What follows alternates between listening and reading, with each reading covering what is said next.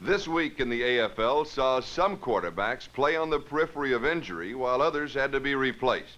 Houston's Pete Beathard, recovering from appendicitis, led his team over Denver, who lost Steve Tinsey again with a collarbone injury.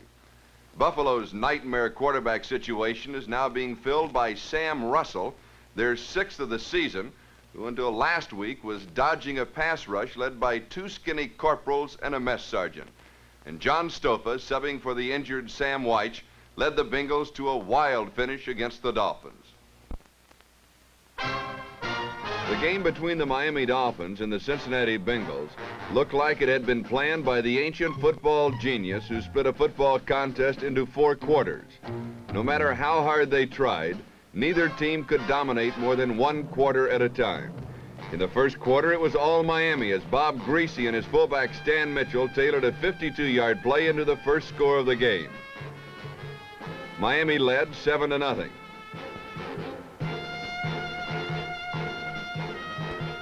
During the first quarter, Cincinnati's offense could not get untracked. The league's leading rusher, rookie sensation number 18, Paul Robinson, got nowhere.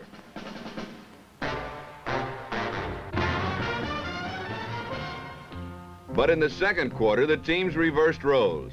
Bengals quarterback Sam White hit tight end Bob Trumpy. The big rookie from Utah turned the short pass into an 80-yard scoring play.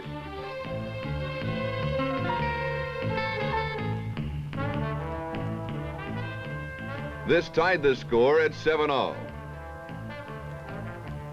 The Bengals were not through with the second quarter yet as number 18, Paul Robinson, added 54 more yards to his total rushing statistic.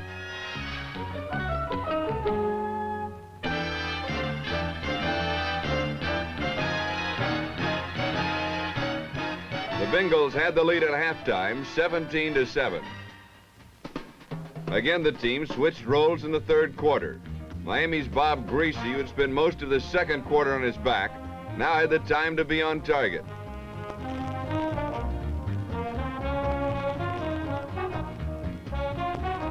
Greasy protected his passing game with a running attack led by number 35, Stan Mitchell. Subbing for the injured Larry Zonka, Mitchell took the Dolphins into scoring range.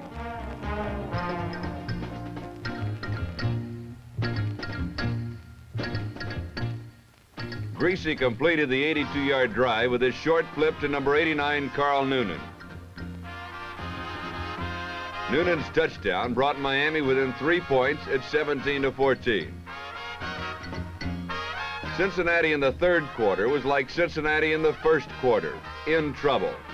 Number 40, Ron Lamb, looked like he was going to change everything until he fumbled.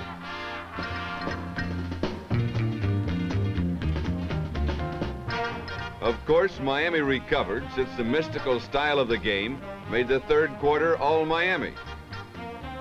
The Dolphins won the third quarter and pulled ahead 21-17 on this Greasy to Stan Mitchell pass.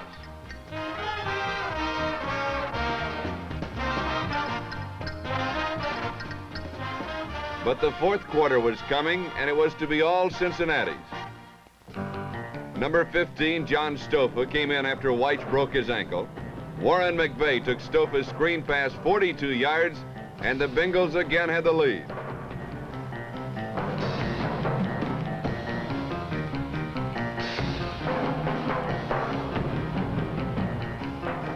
Cincinnati got the ball right back with the same results. Paul Robinson scored his second touchdown of the day, his fourth straight 100-yard outing.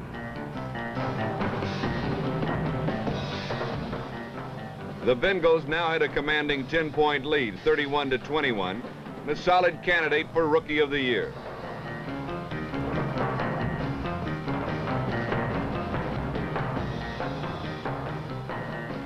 Miami's offense was completely stymied in the fourth quarter.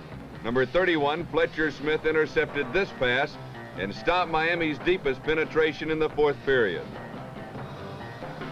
Miami was through, but not Cincinnati. Robinson scored his third touchdown of the day and neatly ended a game that had been a little too neat. In terms of individual quarters, both teams had won 2.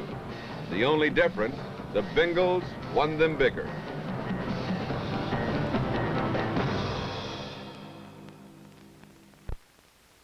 Why anyone in their right mind would want to play football in weather like this is beyond the bounds of reason, but the schedule said the San Diego Chargers versus the Buffalo Bills in Buffalo. So there they were. Number 22, Max Anderson, got such a face full of mud that he couldn't see and had to leave the game and wipe off. The cold and mud bogged down Buffalo, but San Diego's John Hadel kept the ball in the air and the Chargers were able to move easily in the first quarter.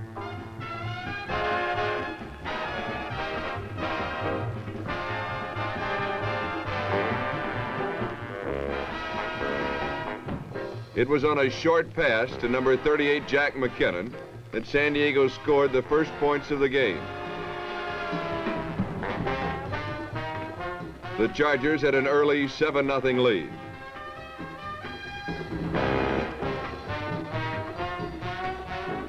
You can only throw so long against Buffalo's pass defense before getting burned. Number 48, John Pitts, picked off Hadel's pass, and the Bills had great field position. But that's all they had, because the Chargers held them and Buffalo had to settle for a 17-yard field goal by Bruce Alford.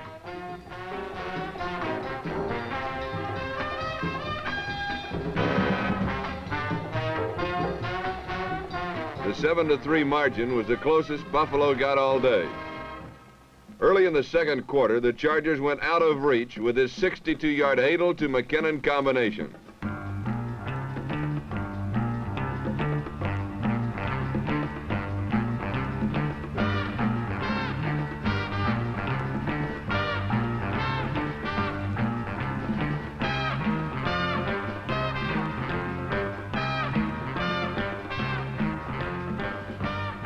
San Diego now led 14-3.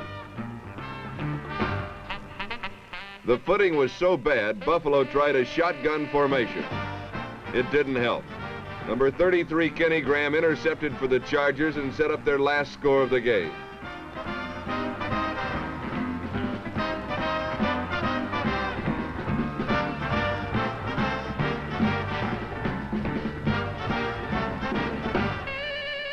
Dick Post somehow managed to score.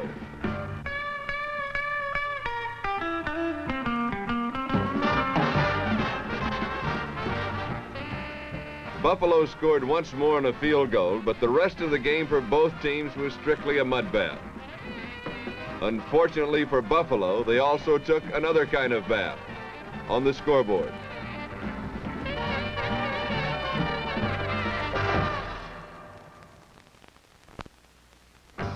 Pete Beathard made his first start since an emergency appendectomy 7 weeks ago, and it looked like the rest made him a better quarterback. Behind accurate passing and power running, he led his team to a 38-17 victory over the Denver Broncos. Beathard scored himself early in the game with a great fake and an 8-yard rollout to the left.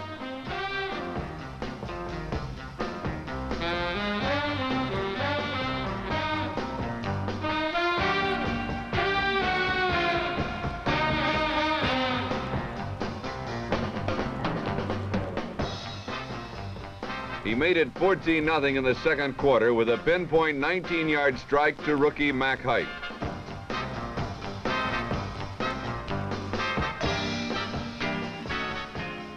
Houston continued to dominate. On this play, Woody Campbell refused to be stopped. It was power running like this that set up Wayne Walker's 18-yard field goal, which made it 17-0.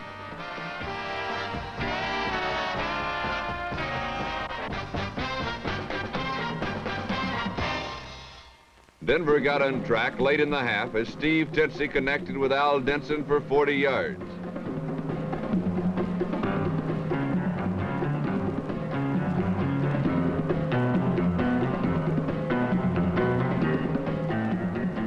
Then Mike Hafner pulled the biggest surprise of the day with a fake field goal attempt.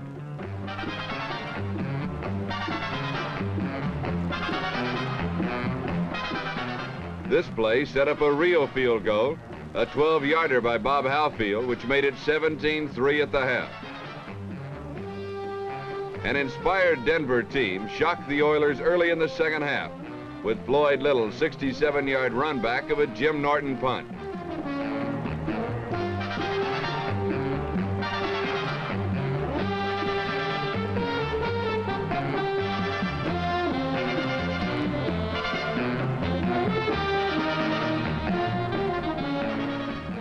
This put the Broncos within 7 points, and suddenly it was a close contest.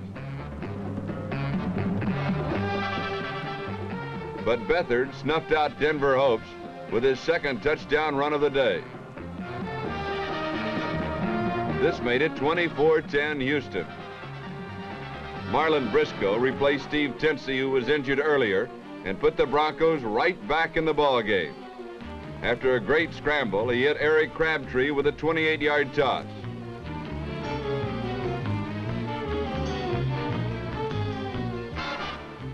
Then he found Al Denson with a 17-yard fling that made it 24-17. But Beathard again rallied his team. He loosened up the Denver defense with short passes like this one to Woody Campbell.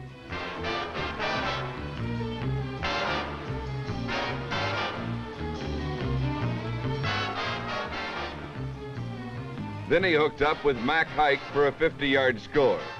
This was Hike's second touchdown of the day, and it put the game out of reach.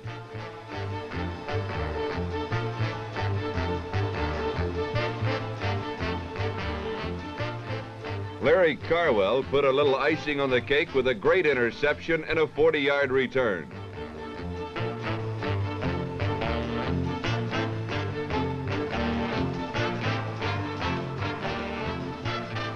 The final score was 38-17, and the Oilers left the Astrodome feeling a lot happier than they did last week when they left New York.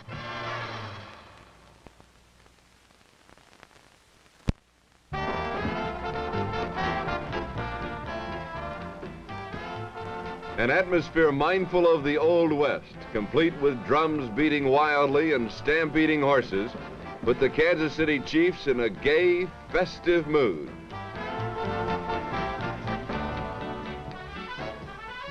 Like for a lynching.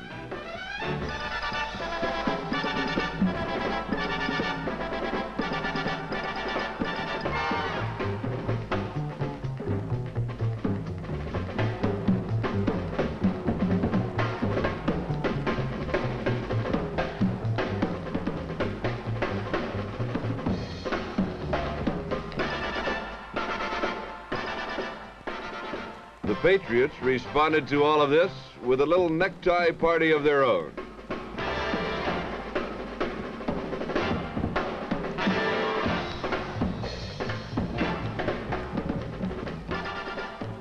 Leading 3 scalps to none, the Patriots attempted a field goal that was partially blocked. Jim Kearney, number 46, then fumbled it, and Boston recovered on the Kansas City 1. From there, Tom Sherman threw a pass to R.C. Gamble, and Boston led 10-0.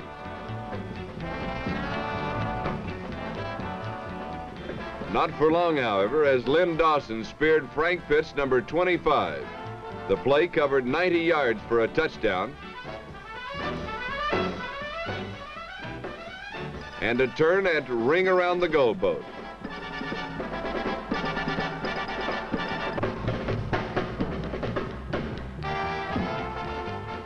Moments later, Goldie Sellers fielded a punt on his 24, made one move, and charged 76 yards for 6 points.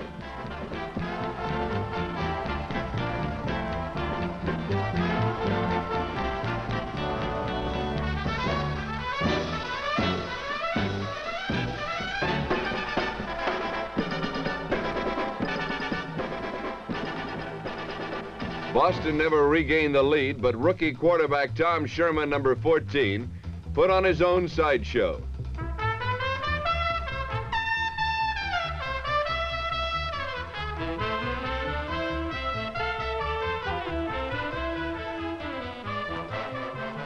Passing for 184 yards and 2 touchdowns, he seems to be improving rapidly, and Boston certainly needs some of that medicine.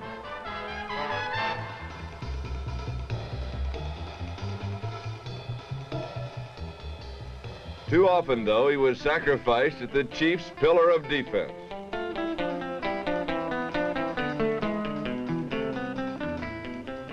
Lynn Dawson, number 16, completed 17 passes for 312 yards and 3 touchdowns. This one to Gloucester Richardson covered 78 yards.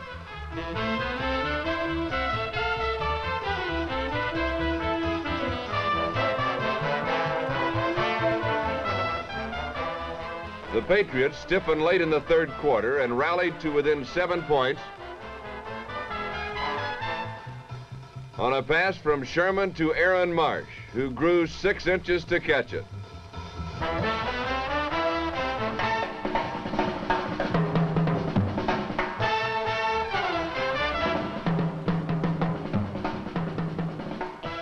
But when the moon was full, the Chiefs buried the Patriots alive with a 43-yard touchdown pass from Dawson to Mike Garrett. And the Chiefs had successfully run the gauntlet 31-17.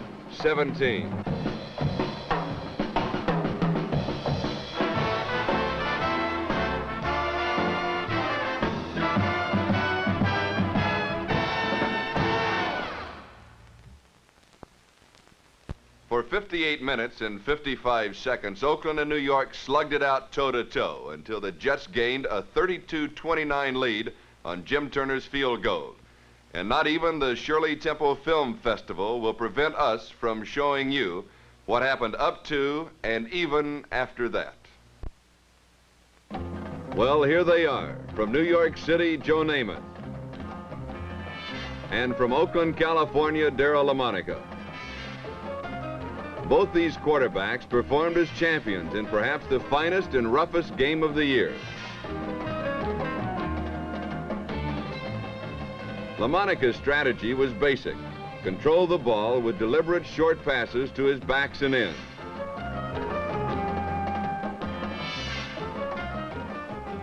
Billy Cannon demonstrated this theory perfectly early in the game.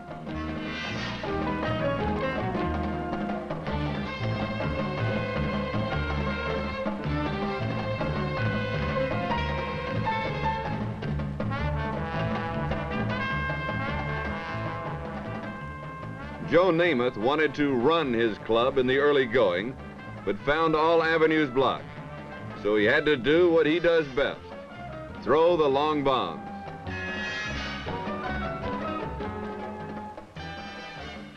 This one was incomplete, but it foretold of things to come.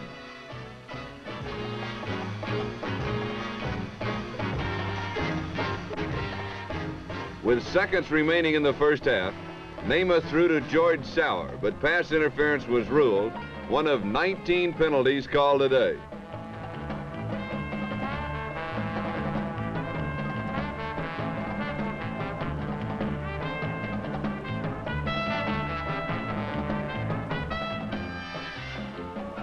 After the penalty break, Namath fooled everyone by running himself for the touchdown. The halftime score was New York 12, Oakland 14.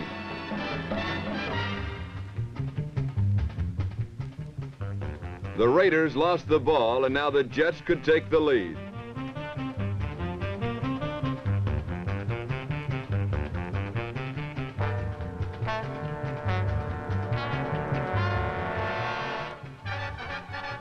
Rookie defensive back George Atkinson was having his troubles with the Jets' fine receivers, and Namath knew it.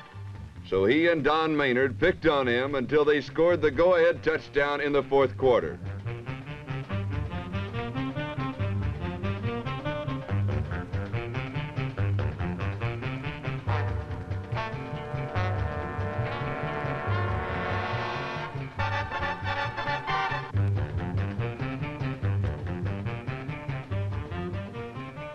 Oakland was now behind, and they just could not afford to be behind this late in the game or this late in the season. Fred Biletnikoff led a march that culminated in a game-tying touchdown.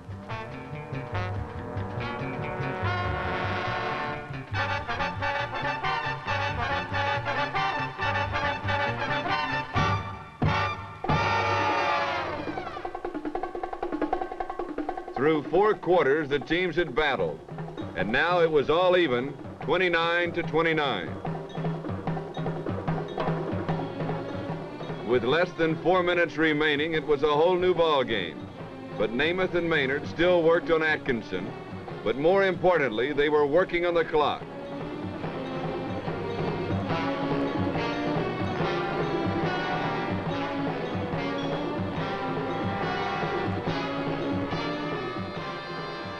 The Jets used up 3 minutes of time before Jim Turner set up for a field goal.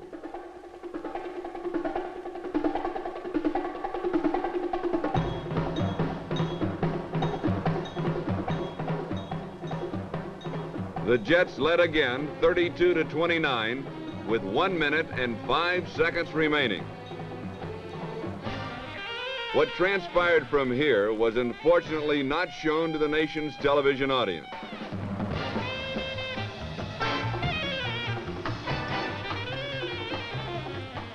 After returning the kickoff 22 yards, Charlie Smith, number 23, sped 20 yards closer.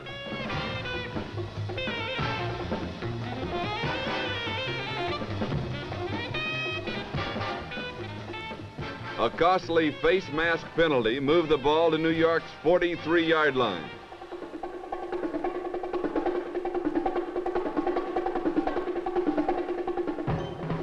Oakland's next play was to be their biggest of the year.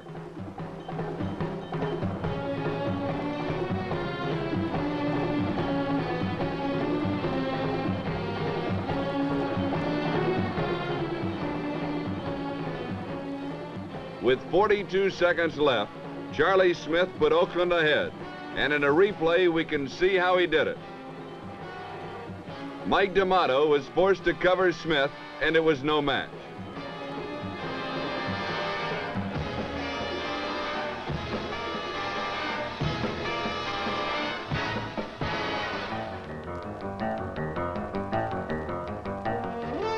Oakland's own Charlie Smith had given the Raiders a 4-point lead, and now the Jets had a chance to come back.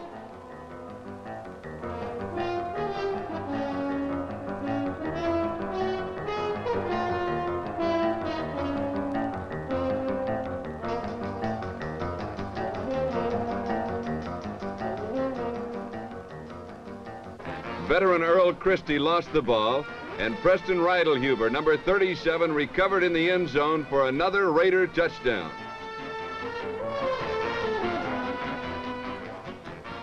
Preston expressed the joy of all Oakland fans.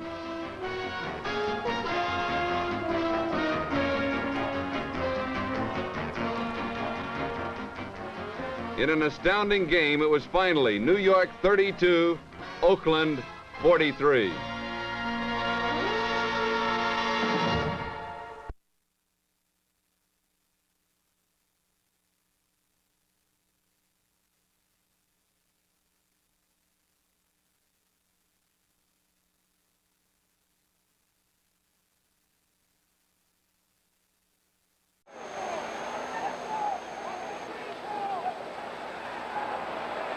Monica to Charlie Smith. Smith is hitting, and he scores!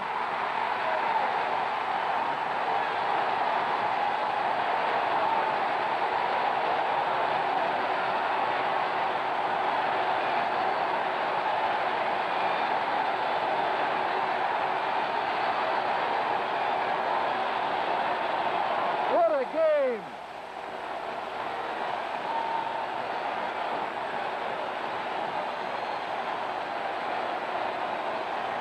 This crowd has gone absolutely berserk. Twice the Raiders have looked beaten, and rookie Charlie Smith, who's put on quite a show, has just grabbed this one. And now Oakland has the lead 35-32 with 42 seconds. But the Jets still have Namath coming back. That makes it 36-32. But now the Jets receive. The last 2 times the Jets have had the ball, they've marched right down for scores on Namath's passing. Namath 17 for 35 today, 342 yards. LaMonica is 20 for 32 and 251 yards. They squibbed this one to prevent a run back. Earl Christie fumbling it around. He fumbles the ball, and Oakland has it for a touchdown. Oakland has scored 2 touchdowns in 9 seconds.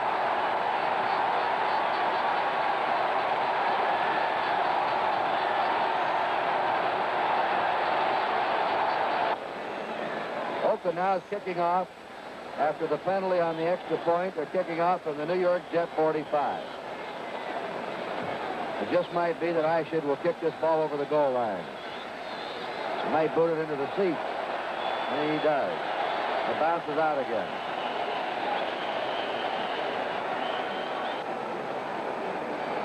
The Jets will never lose a more heartbreaking game than this. They had this one right in their hands with 1:05 to go. They kept coming back and coming back. They scored with 3 seconds to go at the end of the half. They were behind, took the lead. Oakland went ahead. The Jets came back again to take the lead. Babe Parilli's the quarterback now. Boozer fumbles the ball. Ben Davidson has him, and Davidson bulldogs him down. Ben Davidson, number 83.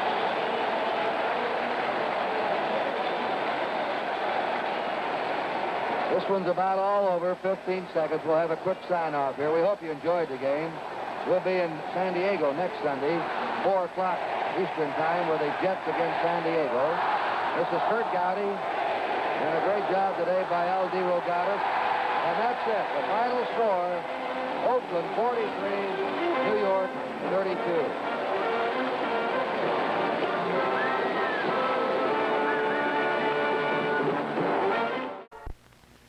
Kansas City still remains 1/2 game ahead of Oakland and San Diego by virtue of the fact they've played one more game. But the Chiefs are idle this week, and while Oakland should have little trouble with Cincinnati, San Diego will be anything but idle as they entertain the Jets. New York has beaten them once already this season, and the Jets would certainly like to clinch the Eastern Division crown as well as avenge their sudden electrocution by Oakland. I'm Charlie Jones.